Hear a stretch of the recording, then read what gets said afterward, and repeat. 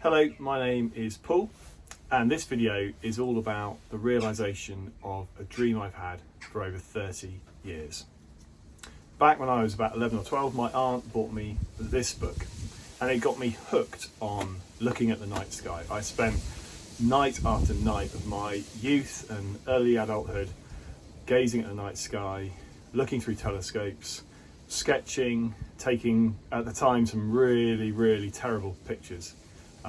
But looking at the night sky has been a large part of my life and who I am. Within this book was an amazing double-page spread on backyard amateur observatories in the UK. And right from the moment I saw this, the following page that showed you how you could build your own observatory, I had the goal of eventually, at some point, having in my own back garden an observatory of my own, housing a telescope that was permanently set up, that was always available for me to look and photograph the night sky. So this video is all about how I made that happen. We've been very fortunate recently to have acquired from a neighbour a small piece of land that has given me the opportunity to finally get this project off the ground. So this video hopefully will give you some information about what I did, the approach I took, who I sought help from, some of the mistakes that I made, and hopefully will inspire you or inform you about how to get an observatory of your own. I'm no DIY expert, and I think the next few minutes on this video will prove that to you categorically, but hopefully you'll find it informative and hope you enjoy it. So let's go and see it.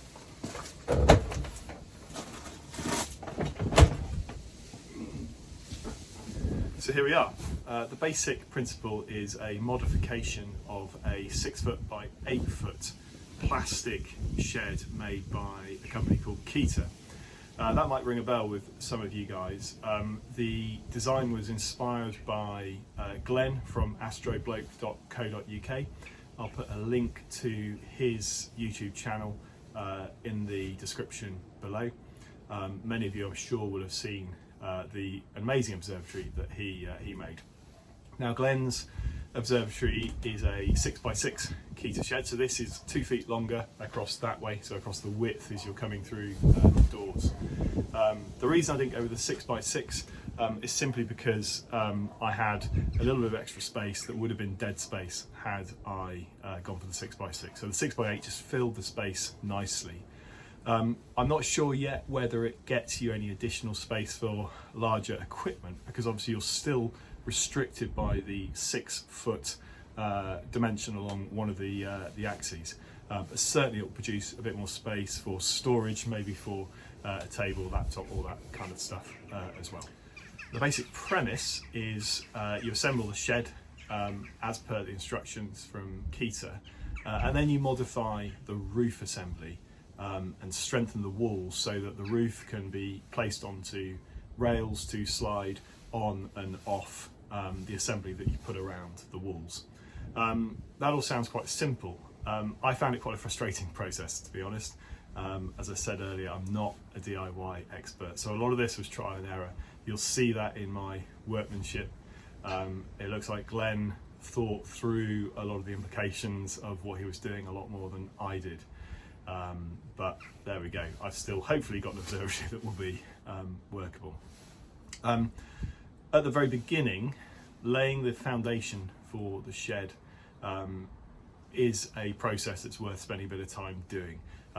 I've got gravel underneath here, laid within plastic grids. You'll see Glenn did a very similar thing when he built his observatory.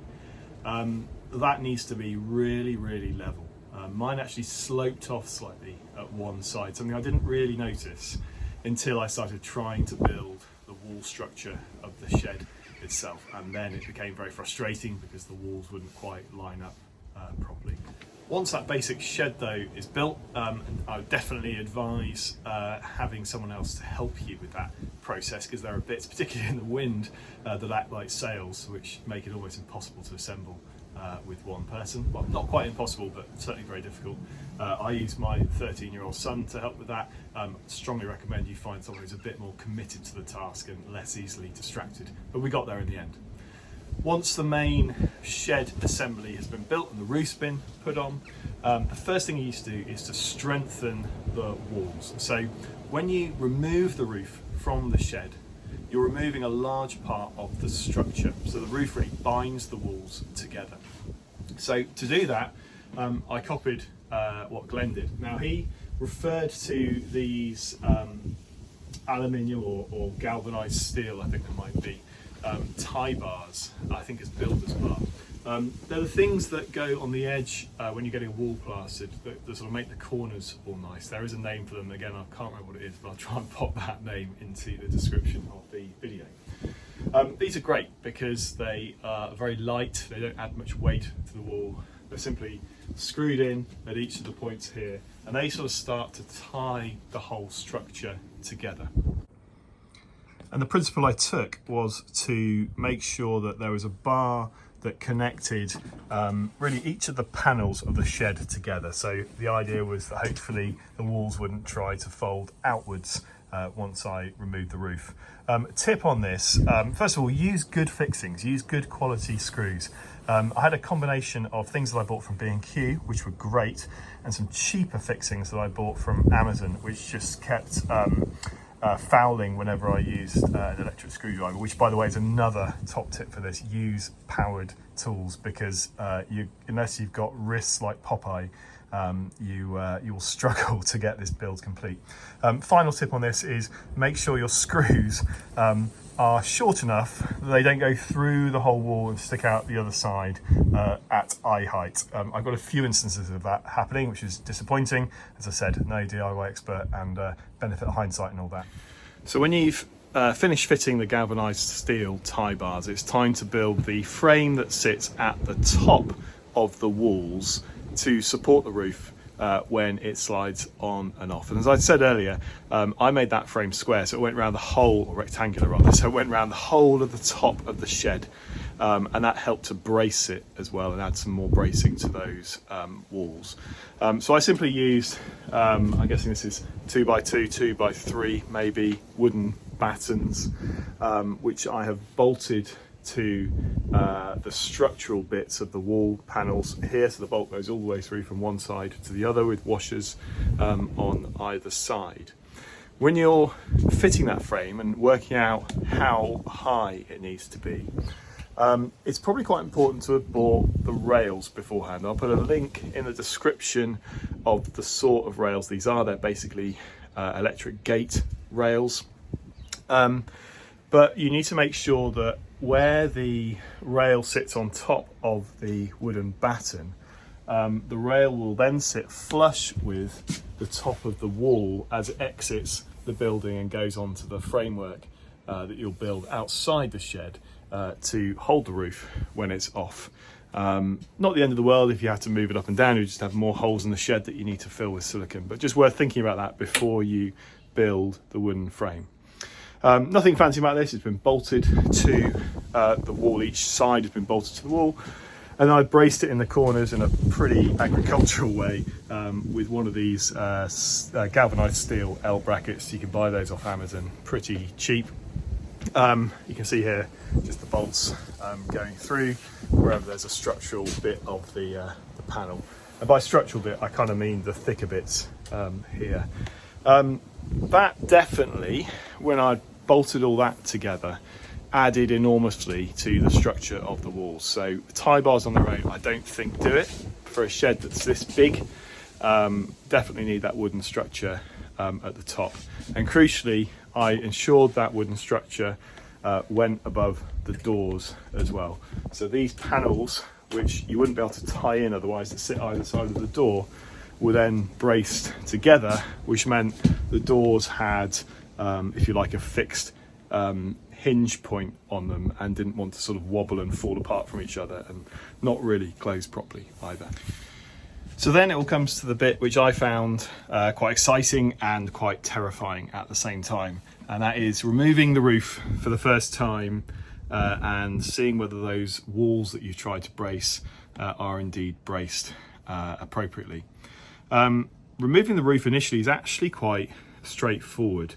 The roof is secured to the building with these little plastic plugs. So when you've gone through the initial build phase and followed the instructions from Keter, you'll be very familiar with these sorts of plugs. They also secure the walls to the floor of the shed as well. So the first stage of removing the roof is simply removing each of these plugs. That came out a lot easier than it did in real life because the roof was sitting at a sort of funny kind of angle and really wedged them in. But you remove each of these from each of the anchor points, and that then just means the roof is sitting on top of the walls. It's not secured on top of the walls. Probably won't go anywhere because along the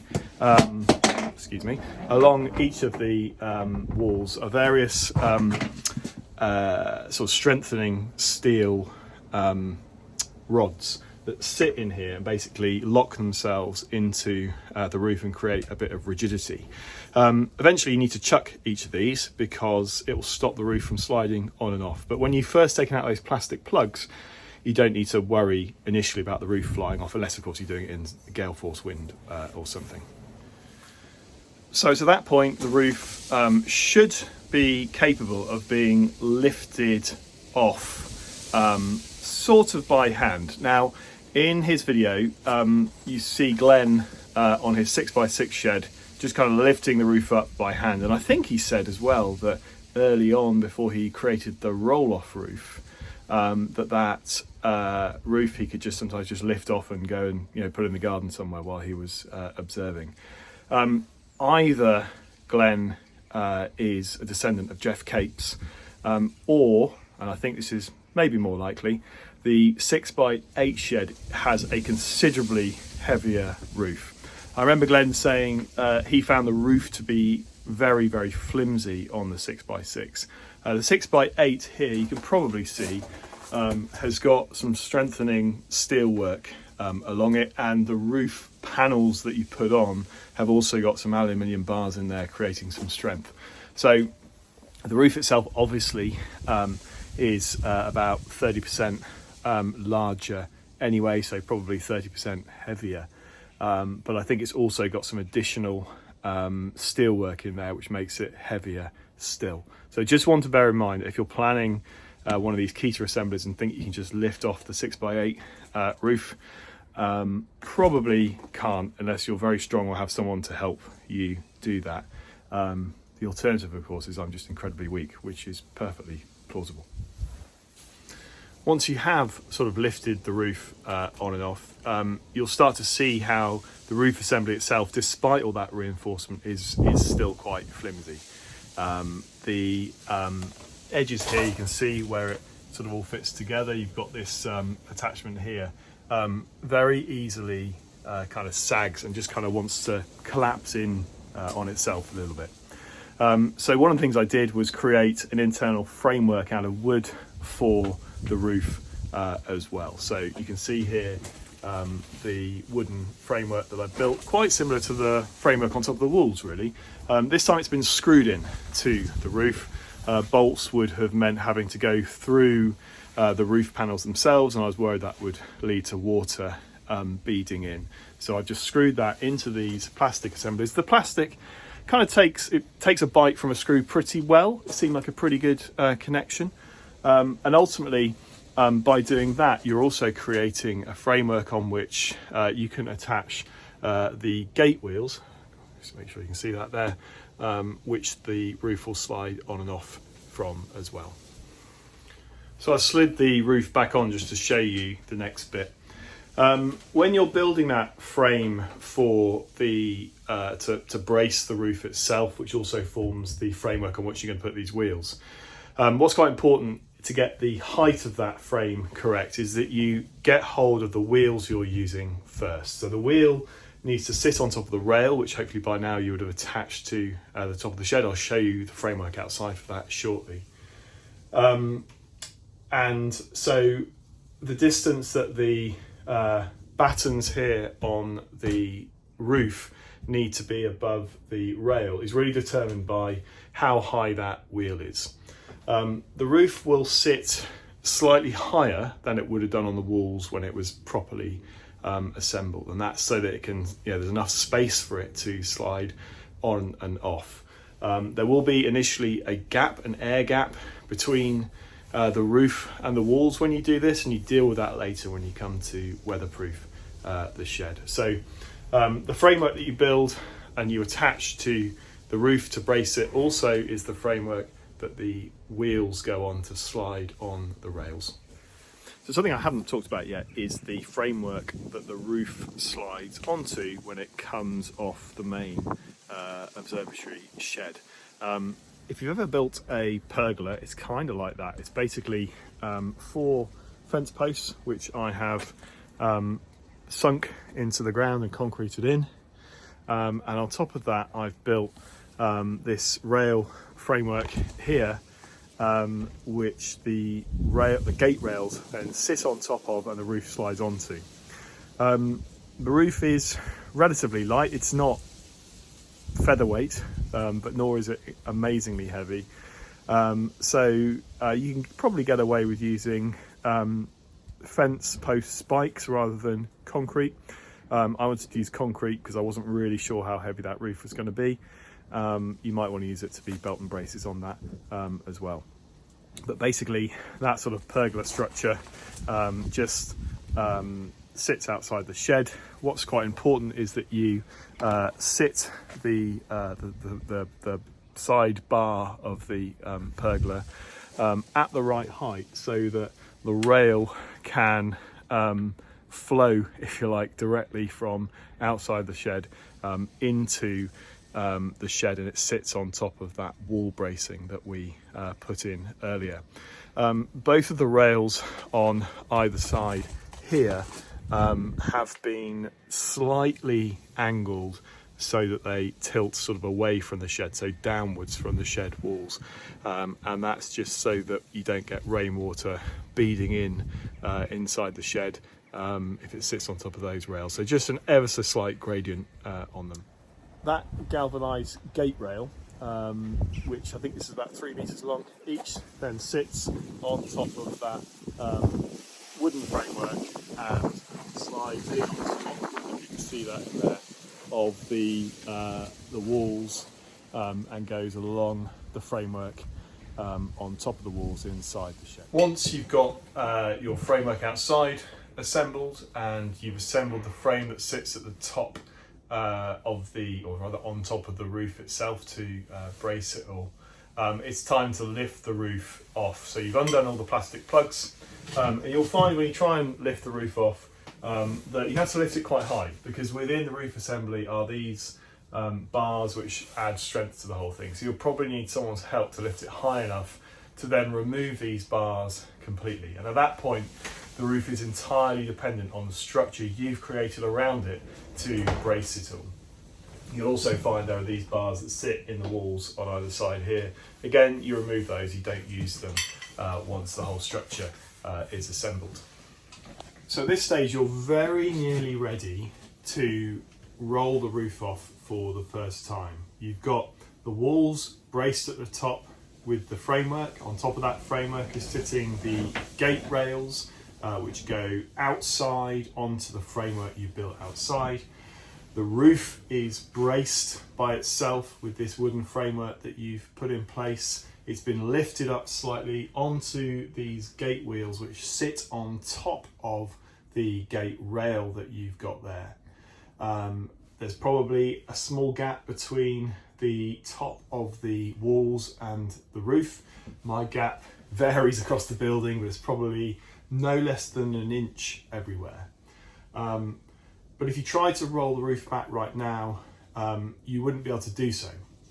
And there are 2 reasons for that. First of all, there are various areas around the top of the wall assembly where there are kind of protrusions where when the shed is assembled normally, they don't matter, they actually help brace the whole thing. But if you're trying to shift the roof or slide the roof off, they kind of get in the way and they snag. All of those you'd need to go around and just identify what could potentially snag and use a saw, a hacksaw or whatever, just to remove the plastic cuts. Not in a pretty way, but it kind of cuts pretty easily. But the main thing you need to change is to cut the tops off the door, which I'll show you now. And that's because the door in this shed doesn't have a flat top to it. It's not rectangular. It's got like a nice curve that is lovely sort of architecturally, but from a sliding roof point of view kind of gets in the way. I'll show you that now. So you can see here I'm outside now with the doors, and the doors are these sort of dark grey areas here. That's a silly thing to say, isn't it? That's obviously a door, but you get what I mean. But you can see here the original door aperture here, and the doors had this sort of curve here. Obviously when you're trying to roll the roof off, the back of the roof is going to hit the top of those doors, because there's probably a 4-inch difference there between the top of the walls here and where the top of the door is there. So what I've done quite simply is I sliced that off. Just took a saw and sliced the top of that off. I took the door off and then worked out where I needed to cut it. And then the bit at the top, the curvy bit, I've just glued back on into that door aperture there. There's just about enough surface area to get good purchase on that. That's actually reasonably solid. And then I filled the gaps there with a bit of silicone in there as well. So then it comes to the most exciting part of the build, when you slide the roof off for the first time, and that feeling is pretty special. You've probably got quite excited about what it's going to be like under the stars with the roof off, telescope whirring away. That's really the first sort of point of magic of this whole build, and for me it was absolutely awesome. So let's slide the roof off now and see how that goes.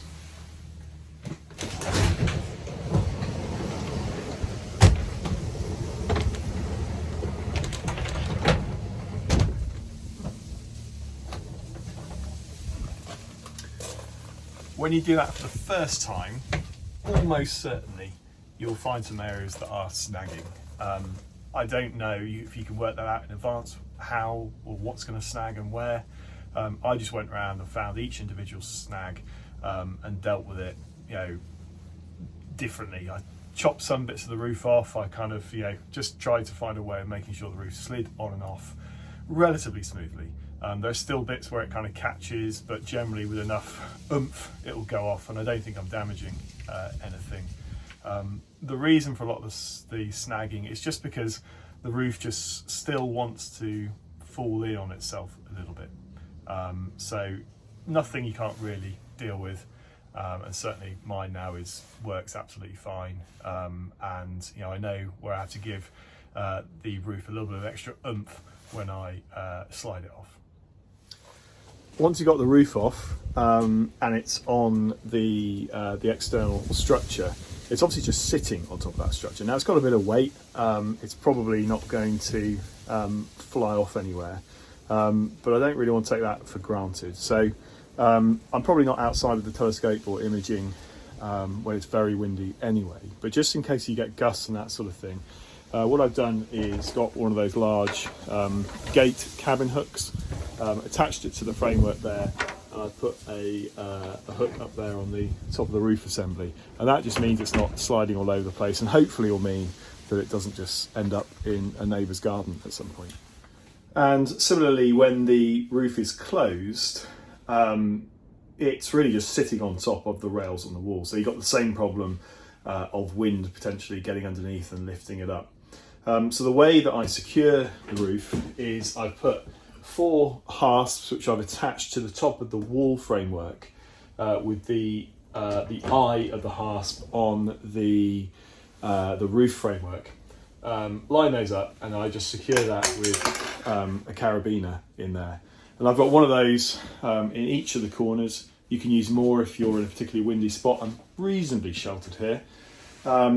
I've not had this tested with any kind of storm force winds yet, but we've had a couple of weekends where it's been probably gusts of 35, 40 miles an hour, and it's been absolutely rock solid. I've stood inside the shed. I've not felt like the roof has been trying to lift itself off or anything like that.